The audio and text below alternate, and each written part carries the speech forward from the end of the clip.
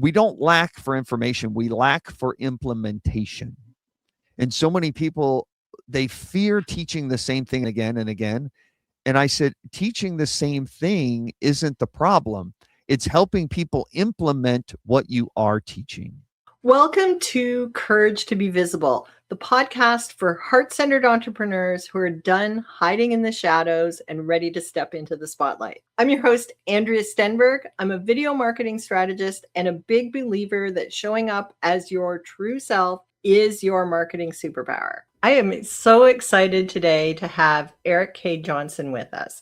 For people trying to get visible, he is a wonderful resource because he's got over 3 decades of experience in radio and podcasting as an on-air personality, a radio program director, and a talent coach. And he's got tons of experience in helping you craft your narratives so they become worth listening to and helping you build lasting relationships with your listeners. So, Erik, thanks for joining us. Andrea, thanks for having me. So excited to be here today. So, over your years of working in radio and podcasting, you've probably seen just about everything. What are some of the most common mistakes you see, like entrepreneurs and other leaders who are trying to get visible with podcasting, but maybe they don't have a lot of experience yet? The biggest mistake I see people make is leaning too much into their information. They're leaning too much into their 6 steps to success and thinking that's going to attract people to them. And it's not really about your content.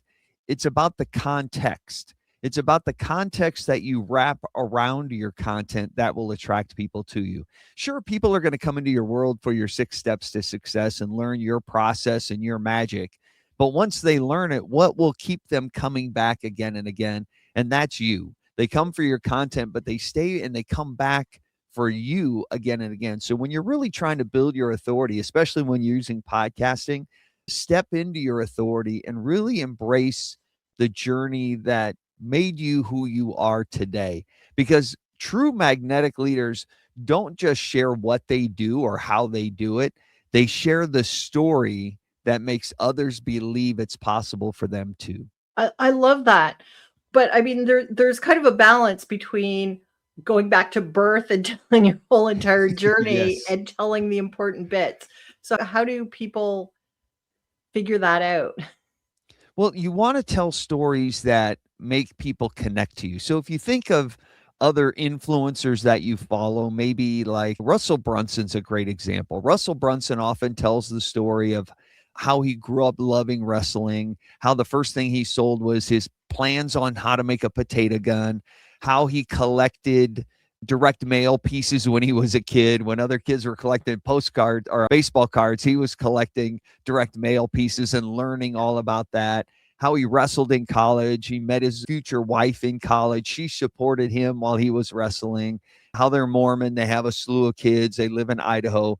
All of these things show what Russell's all about. They let you get to know who he is. And so if you ever met him at an event, you would probably walk up and say, Russell, I know we've never met, but I feel like I know you because I've listened to all of your content.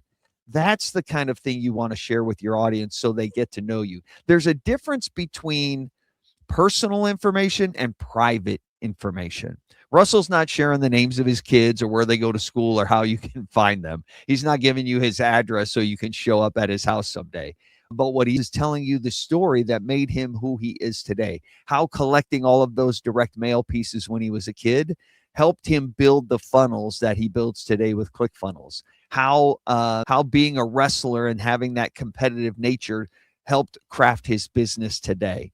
He's not talking about where he went to grade school and, how he grew up and what his household looked like, because that doesn't pertain to what he's trying to teach you today. So if I can be a little cheeky, what's your story then? I actually, growing up, never had the desire to be on the radio. I hated talking in front of people.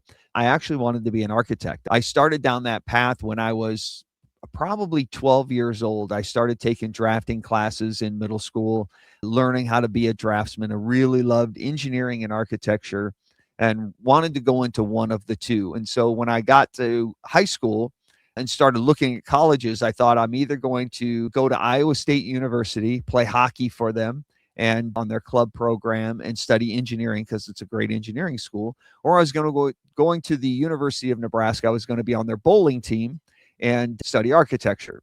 And so I got a bowling scholarship. My dad and I won a national bowling tournament and became national champions. And I got a bowling scholarship. So that took me into architecture and I loved it. I loved architecture. I accidentally fell into radio in college on the college campus radio station, became the music director, and thought, this is pretty cool. I kind of like this. I can talk to people and I don't have to look at them. I can stand in a room, talk to people that I can't see, and entertain them without having to stand in front of them on a stage. And so I actually finished my architecture degree and then stayed in radio. My first full-time radio gig was in 1989. And I started programming radio stations and coaching on-air radio talent in 1995, helping basic unknown names become household names by stepping into who they are and sharing themselves. And so as radio talent, when we'd be out on the streets, people would come up to us and say, I know we've never met, but I feel like I know you. They would talk about my dog. They would talk about hockey with me because I would share those things on my show. And in 2012, I started coaching podcasters to do the same thing because as I listened to podcasts, I thought, man, they could be so much more engaging and so much more effective and powerful if they just use some of the techniques we used on the radio. And so that's when I started coaching entrepreneurs to use their podcast to really become someone worth listening to, share their message, and build their authority in their niche. So let me ask you, when you first went on air at the university radio station, like you have a really great radio voice. Yes. We could tell. Did you sound like this when you started, or were you like a lot of us where you were kind of nervous and stumbling and lots of verbal static? Yeah, I was when I went on the radio station at the campus radio station, very few people were listening. It was just the people on campus. So I was just being myself. When I got my first full-time radio gig, I was trying to be like all of the other DJs on the radio station. And I was doing overnights. I did midnight to 6 a.m. for 3 years trying to figure out who I was. And it wasn't until one day when my program director said, when are you going to start being yourself? And I said, what do you mean? And she said, every time I listen to your show, you're just saying the same things all the other guys are saying. They're already saying that. You can't be a better version of them. When are you going to start being yourself? And that's when I started stepping into who I am and started sharing who I was on the radio station and started being myself.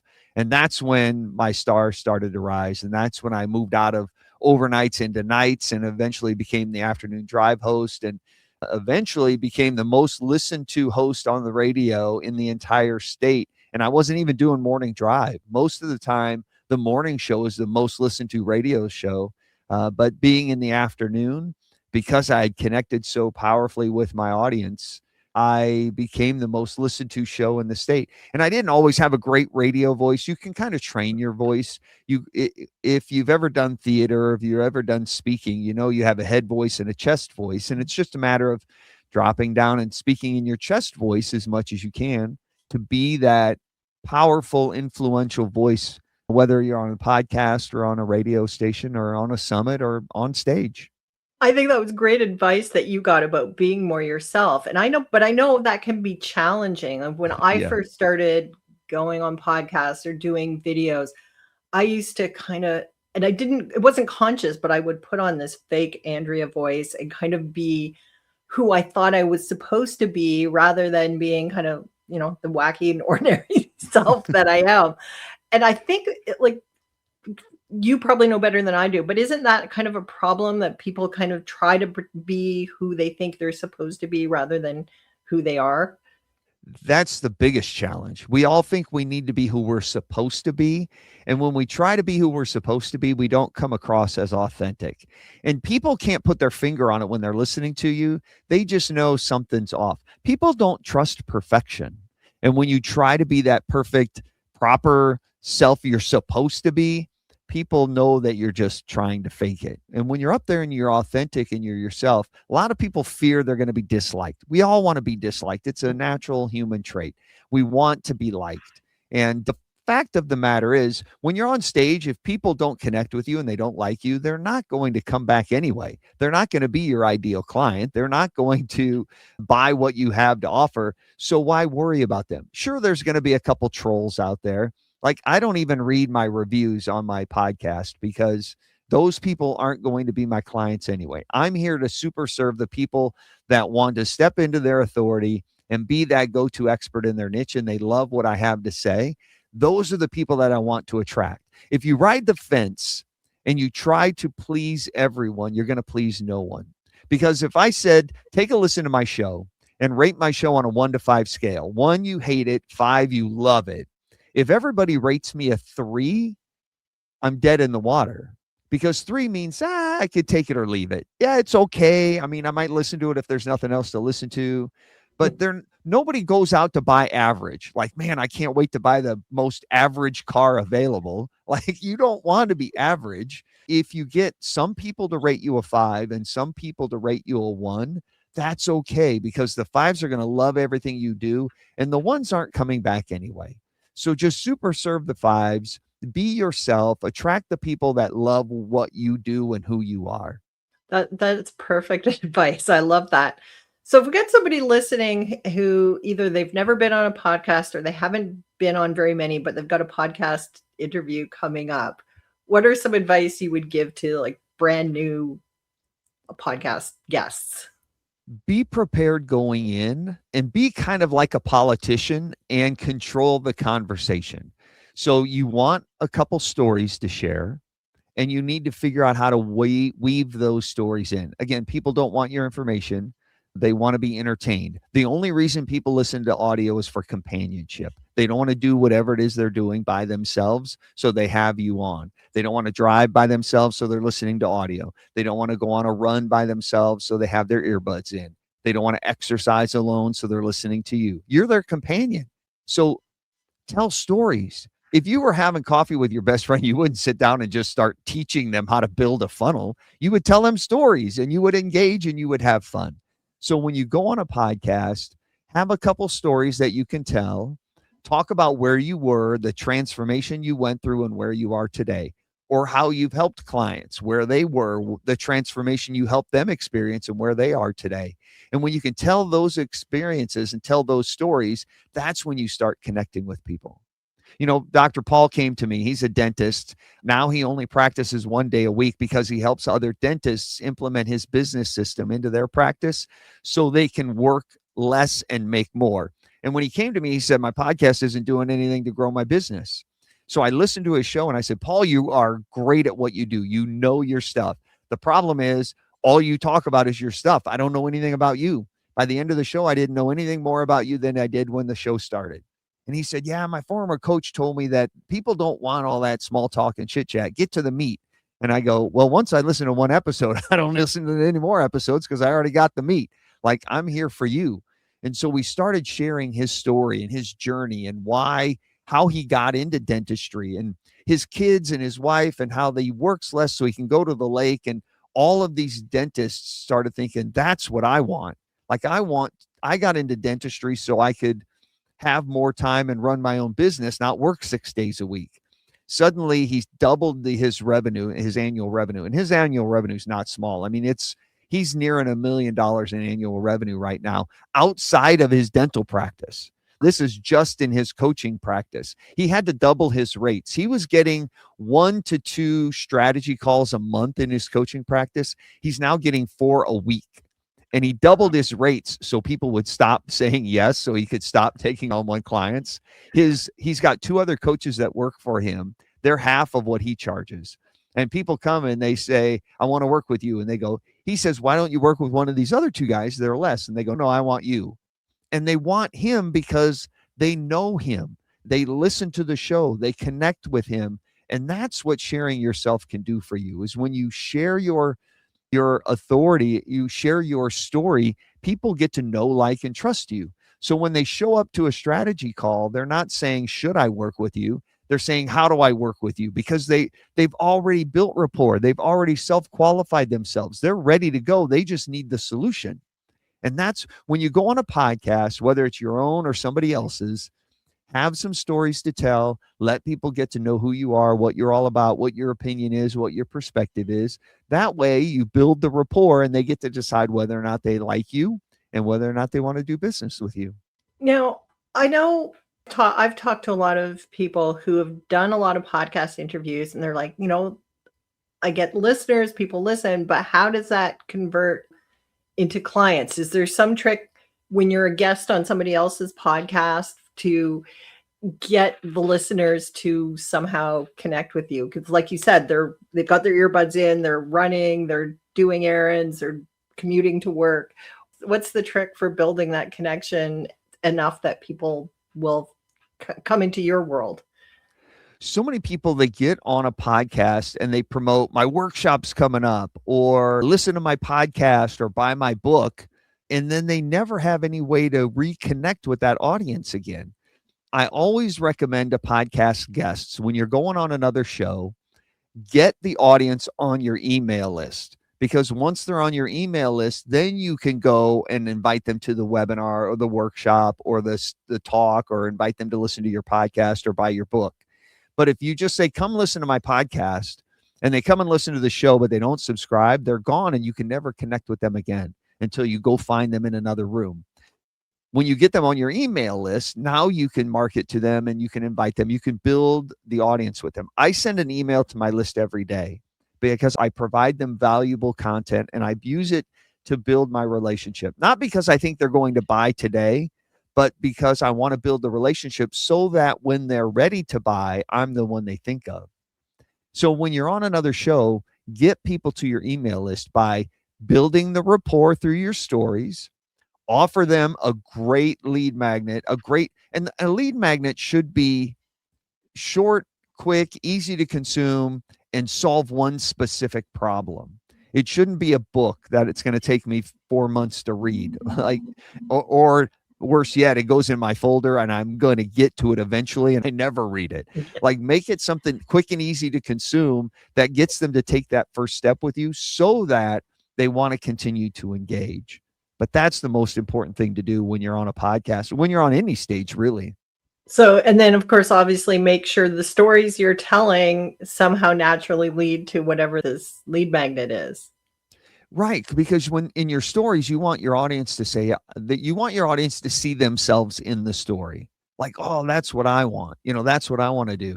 When Dr. Karen came to me, Dr. Karen helps women get pregnant naturally. She was a baby doctor in a traditional healthcare setting and got tired of prescribing medication to so many women and seeing all these women go through pregnancy struggles like she had gone through. And she just took control of her body, the water that she took in, the exercise that she got, the rest that she got, and she got pregnant naturally. And now she helps other women do that. And so she shares that story when she goes on stage. So other women say, not only is she a doctor who can help me do this, she went through it herself and she can help me do it. If she could do it, I can do it. And then they connect with her. And so she shares that story, not only on her podcast, but anytime she's on another stage. Now, I have a couple of friends who are podcasters as well. And one of them is really adamant that you shouldn't be telling the same stories on every podcast that you're a guest on. But if you're on other podcasts, this is a new audience. So what is your take on how many stories do you need to have? There are about 4 million podcasts out there. There's probably close to 2 million that actively produce new episodes every week.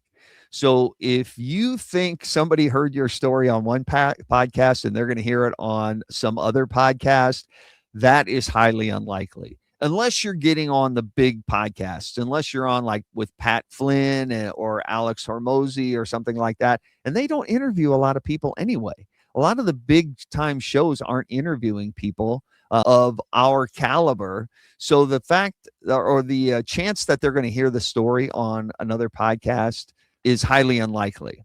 With that being said, if they hear how many times, let's pick anybody you follow, Oprah Winfrey and her weight loss journey. How many times has she told that story? Alex Hormozy and launching Gym Launch and having to sleep on the floor and losing all of his money. Russell Brunson going bankrupt as he was running ClickFunnels, had no money and ended up having to relaunch it. Dave Ramsey's story of bankruptcy before he launched Financial Peace University. Like everybody tells their story again and again. That's who they are. That's what makes them who they are. And every time you tell the story, it's in a little different context because one day you might be talking to healthcare professionals. Another day you might be talking to small business entrepreneurs. Next day you might be talking to a Fortune 500 company. So the story takes on a little different context and the takeaway from the story is a little different.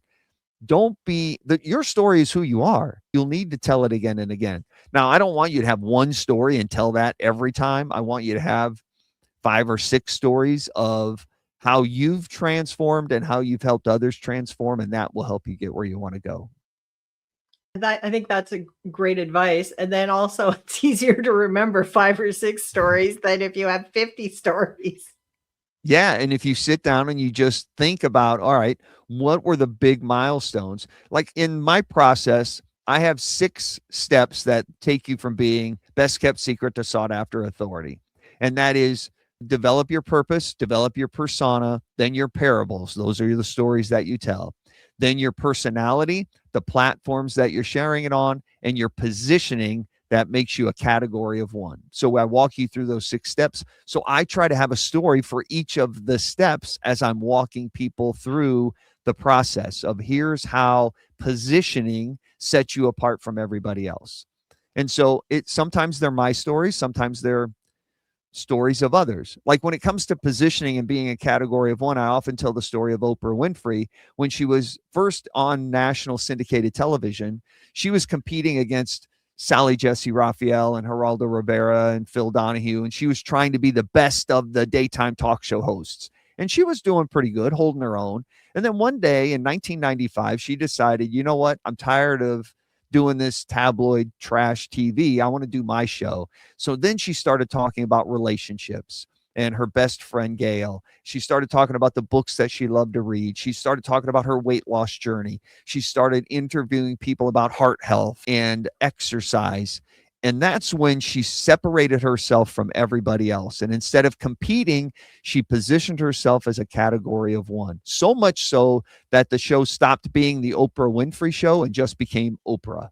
That's how you position yourself. So that would be a story I would tell around positioning. So if you have a handful of stories that you can tell around your journey, it brings people in and it really starts to connect you. And now you don't have to remember everything. You just remember a handful of stories and you teach through parables like we've done from the beginning of time. And it sounds like it's not just for being a guest on a podcast. Like if you're having a one-on-one conversation with somebody, you might also be telling some of these stories as you're inviting them into your business. Yeah, it could be on a sales conversation. You could use this process in webinars, on your YouTube channel, when you're on stage giving a presentation and they say, hey, don't sell from stage. Okay, well, you can get up there and tell your story, build rapport, and bring people into your world. Well, on your sales page, you can tell those stories. We don't lack for information. There's information everywhere. With AI today, I can get your 6 steps to success faster than you could ever teach it to me. I just go in and I type in, give me the expert 6 steps to success, and it cranks it out. We don't lack for information. We lack for implementation. And so many people, they fear teaching the same thing again and again. And I said, teaching the same thing isn't the problem. It's helping people implement what you are teaching. We don't lack information. We lack implementation. True transformation doesn't come from information. It comes from implementation. So don't worry about teaching your 6 steps to success. Tell the story that makes others believe it's possible for them too. I love that. That is so powerful. And so this isn't really just about podcasting. It's really about growing your business and becoming the authority that you're capable of being. That's really what you're helping people do. Yeah, it's really an identity shift. I love that. So if somebody's listening to this and they're thinking, Erik, I've got to have a piece of, I need the positioning, I need the stories, I need to I want to be a category of one. How can people find out more about you?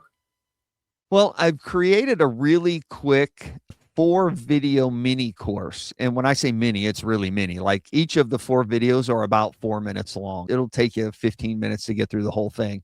And it's super easy. It will show you how to go from being the best kept secret to sought after authority by stepping into who you are and stepping into that new identity. And if you want to download that, you can go to podcasttalentcoach.com/authority.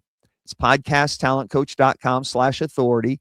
That will give you the opportunity to tell me where to send the videos. You'll get those videos and you can watch those. It'll show you exactly how to walk through it. And if you want more information, in those videos, it'll show you how to even take a greater step, but it will show you the process that I just described in greater detail. Again, it's podcasttalentcoach.com/authority. And if you happen to be out on a run and you can't grab that link right now, I will have it in the show notes so you can come back and click through and visit Erik. Erik, thank you so much. This has been really fabulous. I think this is going to really make people think a little differently about visibility with podcasts and anytime they're speaking to people. So thank you. Andrea, thanks for having me. It's always great to share with you. Great seeing you again. Thanks for letting me be here. Thanks for listening to Courage to be Visible. I hope today's conversation sparked ideas for your own visibility. If it helped, please share this episode with a friend. Follow the show and leave a quick rating or review on Apple Podcasts or Spotify. It really helps. For links, show notes, and free resources to grow your visibility, head over to the show notes or visit my website. See you next time.